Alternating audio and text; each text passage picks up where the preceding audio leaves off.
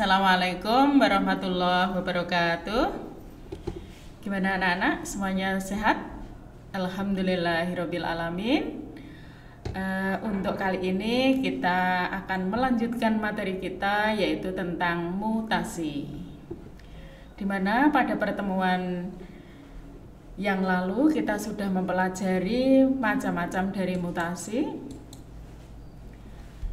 yaitu ada mutasi gen dan ada mutasi kromosom. Sebelumnya saya ingatkan dulu bahwa yang namanya mutasi kemarin adalah merupakan proses perubahan materi genetik. Materi genetik itu tidak lain adalah yang berupa DNA sehingga nanti menyebabkan terjadinya perubahan pada gen. Kemudian kemarin bahwa untuk terjadinya mutasi itu ada beberapa syarat, antara lain yaitu adanya perubahan materi genetik. Yang kedua adalah perubahan itu bersifat atau dapat atau tidak dapat diperbaiki. Kemudian yang ketiga adalah hasil perubahan itu diwariskan secara genetik kepada keturunannya. Kemudian jenis dari mutasi itu ada dua, yang kemarin sudah kita pelajari, yaitu yang kedua yaitu tentang mutasi gen. Mestinya mutasi itu ada dua, mutasi kromosom sama mutasi gen. Mutasi gen kemarin sudah kita pelajari, yaitu perubahan yang terjadi pada susunan kimianya, yaitu pada DNA-nya. Yang mana pada mutasi gen kemarin adalah ada transisi, ada transversi, ya, semuanya itu sudah kita pelajari pada pertemuan yang sebelumnya kemarin, yang baik berupa video. Kemudian untuk yang mutasi kromosom, ini kita akan bahas. Mutasi kromosom ini disebut juga yaitu aberasi kromosom. Atau ada yang menyebutkan bahwa mutasi kromosom itu adalah mutasi besar atau gross mutation. Yang mana mutasi kromosom itu adalah perubahan yang terjadi pada jumlah kromosom dan strukturnya, yaitu struktur atau urutan pada susunan DNA pada kromosom. Kemudian mutasi kromosom itu nanti dapat terjadi dua macam, yaitu yang pertama adalah perubahan jumlah kromosom, yang kedua adalah perubahan struktur kromosom. Kita bahas satu persatu dari perubahan jumlah kromosom. Perubahan jumlah kromosom itu nanti ada dua, yaitu aneuploid dan aneusomi. Nanti yang belakang. Kita bahas satu persatu, yaitu aneuploid. Aneuploid ini merupakan perubahan dari jumlah set kromosom, ya, atau perubahan dari jumlah ploid. Sehingga nanti kita tahu kalau yang normal itu nanti ada diploid 2N, tapi nanti bisa itu N saja atau monoploid. Kalau 3N itu adalah triploid, 4N adalah tetraploid, dan seterusnya. Nah, di sini untuk yang aneuploid itu dapat dibedakan menjadi monoploid, autopolyploid, dan allopolyploid. Apa itu monoploid? Monoploid, mono itu adalah satu, jadi merupakan reduksi kromosom dari diploid jadi N. Kalau diploid itu adalah 2N, sehingga kalau monoploid itu adalah hanya N saja. Kemudian yang kedua adalah autopolyploid. Auto itu artinya sendiri. Ya, jadi di sini terjadi proses penggandaan ploidi. Nah, sebagai buktinya di sini adalah senyawa kolkisin itu dapat mengganggu pembelahan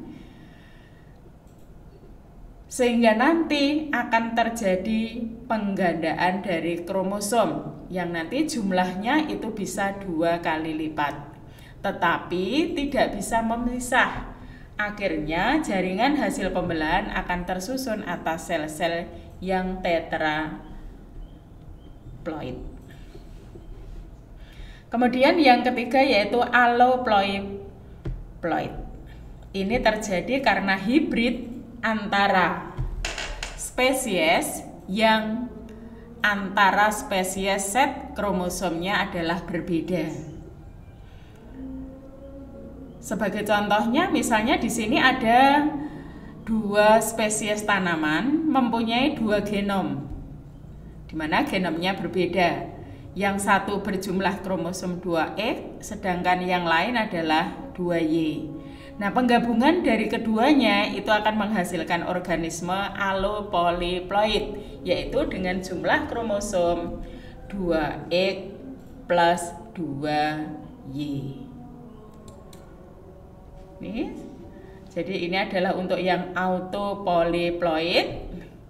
Jadi kalau di sini nanti adalah sel yang normal itu 2N, kemudian mengganda itu menjadi 4N, kemudian terjadi meiosis sehingga nanti masing-masing adalah 2N. Nah, kalau yang satunya ini adalah pada pembelahan sel yang tidak normal atau autopolyploid. Jadi ini dari 2N, kemudian terjadi pembelahan sehingga menjadi 4N.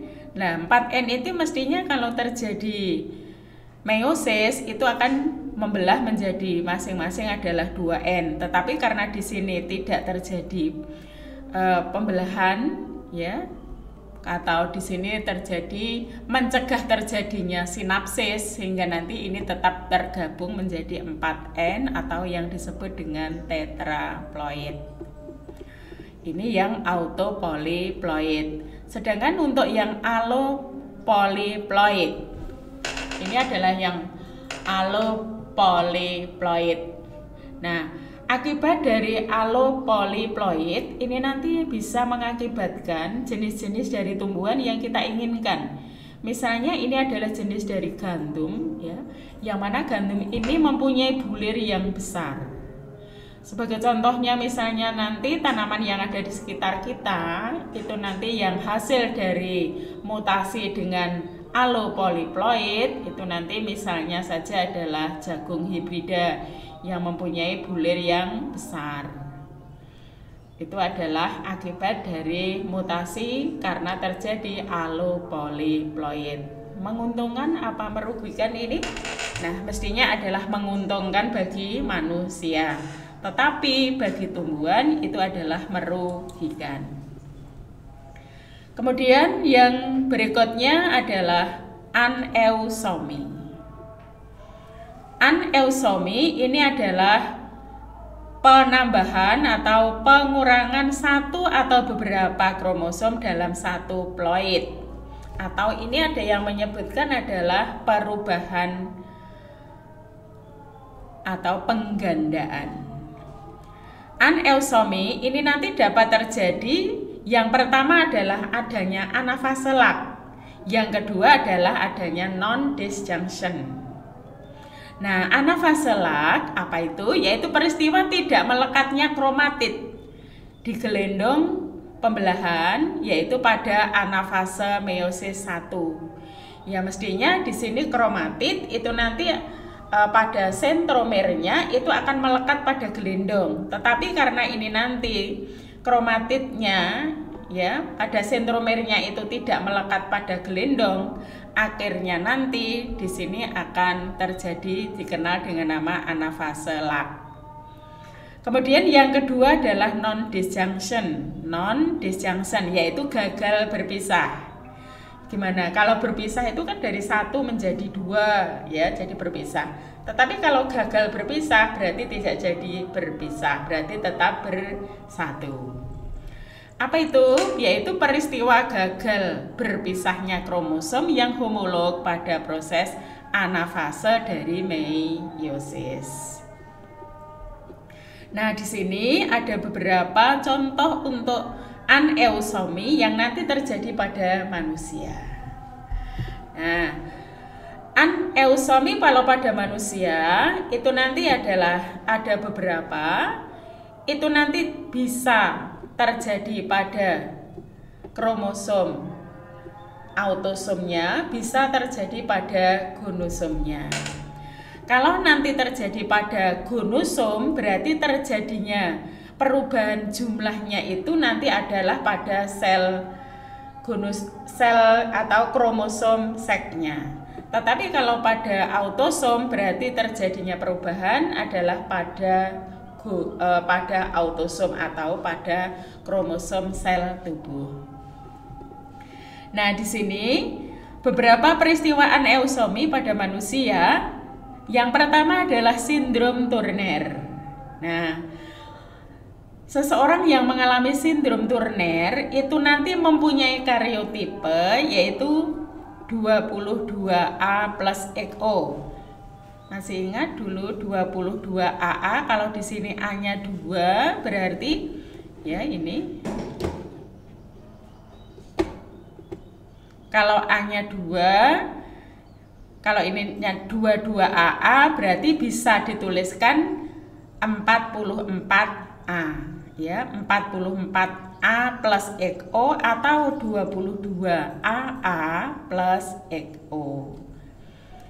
Ini karyotipe untuk sindrom Turner. Nah, sindrom Turner ini nanti jenis kelaminnya adalah wanita. Dengan ciri-ciri ya, jadi kalau karakteristiknya dari sindrom Turner itu jenis kelaminnya adalah wanita, tetapi di sini ovariumnya tidak tumbuh. Di mana ovarium itu adalah tempat untuk terjadinya proses pembentukan sel telur. Kalau ini nanti tidak terjadi pembentukan sel telur, berarti orang ini tidak terjadi menstruasi sehingga dia adalah terjadi kemandulan. Kalian lihat di sini pada gambarnya dari kromosom manusia. Kita tahu bahwa kromosom manusia itu ada 23 pasang, yang mana 22 adalah autosom, jadi nomor 1 sampai nomor 22 ini adalah dinamakan autosom. Sedangkan untuk yang satu pasang yang ini adalah gonosomnya. Nah, pada penderita sindrom Turner itu nanti pada gonosomnya itu kehilangan satu kromosom X, sehingga di sini nanti jenis kelaminnya itu adalah wanita. Itu adalah ciri-ciri dari sindrom Turner. Kemudian yang berikutnya adalah sindrom Klinefelter. Ini nanti mempunyai karyotipe yaitu 22AA plus XXY. Berarti di sini terjadi kelebihan satu kromosom seknya yaitu X. Ya. Atau dulu kalau pada sindrom Klinefelter itu nanti adalah 2N plus 1. Plus satunya di sini adalah kelebihan dari kromosom seknya untuk yang X. Adapun ciri-cirinya, ciri-ciri orang yang sindrom Klinefelter, jenis kelaminnya adalah laki-laki. Ya, jadi jenis kelaminnya laki-laki. Tetapi di sini walaupun dia itu laki-laki, tetapi untuk payudaranya itu bisa tumbuh, dalam arti bisa membentuk seperti wanita. Kemudian orang ini biasanya bersuara melengking ya, jadi seperti wanita, atau istilahnya kalau kalian mengatakan itu adalah kemayu begitu ya, untuk yang sindrom Klinefelter. Suaranya melengking. Ini ada seorang pria. Kemudian bagaimana dengan pertumbuhan dari testisnya? Jadi orang yang sindrom Klinefelter ini testisnya adalah terjadi gangguan pertumbuhan, sehingga biasanya nanti juga tidak dihasilkan untuk sel spermanya, sehingga biasanya ini nanti juga mengalami kemandulan. Bisa kalian lihat di sini untuk gambarnya dari autosomnya yang 1, 2, 3, 4, 5, 6 sampai 22. Ini adalah autosomnya. Kemudian pada kromosom seksnya atau gonosomnya itu kelebihan dari satu kromosom X ini. Jadi XXY. Jadi jenis kelaminnya laki-laki tetapi mempunyai sifat yang nanti dimiliki pada wanita. Kemudian berikutnya adalah sindrom Edwards. Kalau sindrom Edwards ini juga trisomi, yaitu 2N+1, tetapi kelebihannya itu adalah kelebihan kromosomnya itu tidak pada gonosom tetapi pada autosomnya. Sehingga mestinya ini adalah 44A, tetapi di sini 45 karena di sini adalah trisomi 2N+1. Jadi kelebihannya tidak pada gonosom melainkan pada autosom. Nah, bisa 45A plus XX, berarti ini bisa jenis kelaminnya wanita, bisa 45A plus XY, yaitu jenis kelaminnya laki-laki. Jadi orang yang sindrom Edwards itu jenis kelaminnya bisa wanita, bisa laki-laki. Nah, kelebihannya ini nanti adalah terjadi pada kromosom nomor, biasanya nomor 18, ya. Dengan ciri-ciri orang yang sindrom Edwards itu tengkoraknya adalah lonjong, kemudian telingannya agak merendah, tidak wajar. Kemudian kalau kalian lihat di sini, ya, jadi ini kelebihannya pada autosom. Coba ini, jadi ini kromosom pada manusia dari nomor 1 sampai nomor 22 autosom. Ini adalah sel kromosom kelaminnya. Ini kelebihannya pada autosom, yaitu pada kromosom nomor 18. Itu yang dinamakan sindrom Edwards. Kemudian yang berikutnya adalah sindrom Pato. Kalau sindrom Pato itu sama karyotipenya dengan sindrom Edwards. Jadi tetap trisomi atau 2N+1. Kemudian 45A plus XX atau 45A plus XY. Bedanya apa untuk karyotipenya? Yaitu bedanya hanya terdapat pada kromosom nomornya adalah nomor 13. Kalau Edwards tadi nomor 18. Adapun ciri-cirinya di sini nanti orang yang sindrom Pato ini nanti biasanya memiliki bibir sumbing, kemudian otaknya itu nanti adalah abnormal, jadi berukuran biasanya lebih kecil karena di sini ada gangguan.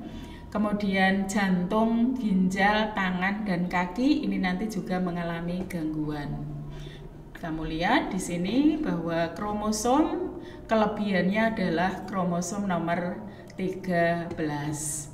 Kemudian berikutnya adalah sindrom Down. Sindrom Down itu nanti juga trisomi, yaitu berkaryotipe 2N+1 yang nanti rumus kromosomnya adalah 45A plus XX atau 45A plus XY. Berarti ini nanti juga bisa terjadi pada wanita maupun pada laki-laki. Hanya saja di sini pada sindrom Down kelebihannya adalah pada autosom nomor 21. Adapun nanti untuk yang sindrom Down itu mempunyai ciri-ciri itu adalah mongolisme karena di sini matanya sipit, kemudian kakinya pendek, kemudian berjalan agak lambat bila dibandingkan dengan orang yang normal. Kamu lihat untuk gambar kromosomnya ini adalah autosom yang mana di sini terjadi penambahan pada kromosom nomor 21. Nah, ini adalah gambarnya dari tadi beberapa macam dari sindrom Yang pertama tadi adalah sindrom Turner. Bagaimana tadi dengan karyotipenya? Ini adalah 2N plus 0. Jadi di sini nanti 2N plus X0 maksud saya. Jadi kehilangan satu kromosom X pada gunosomnya. Tadi ciri-cirinya bagaimana? Jenis kelaminnya adalah perempuan. Kemudian nanti biasanya orangnya ini nanti tubuhnya agak bidang. Kemudian berikutnya adalah sindrom di sini Klinefelter ini. Jadi jenis kelaminnya laki-laki tetapi terjadi perkembangan dari payudaranya. Kemudian tadi selain itu juga suaranya melengking. Kemudian tadi berikut sindrom Edward. Ini sindrom Edward, masih ingat tadi? Sindrom Edward tadi kelebihan kromosomnya adalah pada autosom nomor 18. Kemudian Pato adalah nomor 13, kelebihannya. Sindrom Down adalah nomor 21. Ya, ini macam-macam dari sindrom akibat dari aneuploidy pada manusia. Kemudian jenis dari kromosom mutasi kromosom yang kedua yaitu perubahan dari struktur kromosom. Jadi tadi yang pertama adalah perubahan jumlah kromosom, yang kedua adalah perubahan struktur kromosom. Perubahan untuk struktur kromosom ini nanti terdiri dari beberapa macam. Yang pertama adalah inversi. Inversi yaitu perubahan dari urutan letak gen dalam kromosom. Di sini untuk inversi itu dibedakan menjadi dua, yaitu ada inversi perisentrik, yang kedua adalah inversi parasentrik. Nah, perhatikan yang membedakan antara inversi perisentrik sama parasentrik. Inversi tadi adalah merupakan perubahan urutan letak dari gennya. Ini yang atas, ini adalah yang perisentrik. Kalau di sini ada gen A, B, C, D, E, F, G, H, ya. Ini lengan yang pertama adalah ditempati oleh gen A, B, C, D, E. Lengan yang kedua ditempati oleh F, G, H. Terjadi inversi perisentrik, sehingga di sini nanti akan terjadi perubahan urutan. Jadi dari A, B, C, DE tadi, di sini terjadi perpindahan antara D dengan ini F. Jadi untuk mempermudah ya inversi perisentrik itu terjadi kalau itu nanti mempunyai lengan 2, maka nanti baik lengan 1 maupun lengan 2 ini terjadi perpindahan dari lengan 1 dengan lengan yang kedua atau 2 dengan 1. Kemudian untuk yang inversi parasentrik ya ini jadi dari terjadinya perpindahan itu hanya terjadi pada satu lengan. Ya, saya ingat ini untuk mempermudah itu tetangga saya itu ada yang anak kembar. Kalau anak kembar itu kan berarti anaknya 2, ya kembar 2. Namanya Ferry sama Vera. Nah itu saya untuk mengingatnya itu mudah. Jadi kalau saya ingat Ferry itu tetangga saya, berarti itu kembar. Oh kalau kembar berarti itu adalah terjadi perubahan urutan itu terjadi pada 2 lengan. Tapi kalau para itu hanya terjadi pada 1 lengan. Itu yang inversi. Yang berikutnya adalah duplikasi dan delesi.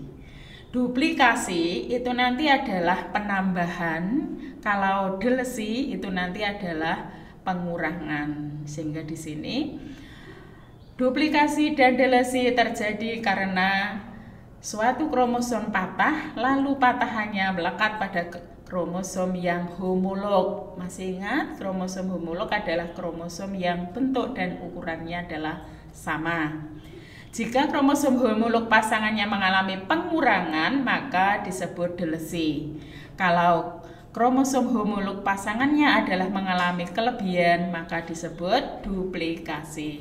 Coba kalian lihat untuk yang atas ini adalah delesi. Jadi dari kromosom yang nanti gennya lengan satunya ada A, B, C, D, E, lengan satunya FGH, kemudian terjadi delesi, pengurangan D sehingga terjadi ABC, E kemudian ini FGH, ya, jadi ini berkurang.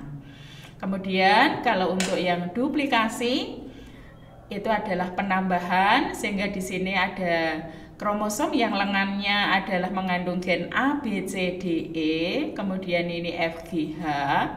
Kemudian setelah terjadi duplikasi B dan C, maka di sini B dan C mengalami penambahan, jadi lebih banyak.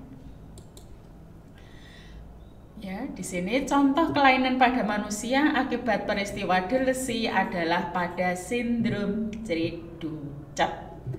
Apa itu sindrom Cri-du-Chat? Yaitu terjadi delesi pada lengan pendek sehingga delesi yang terjadi pada lengan pendek kromosom nomor 50, nomor 5B.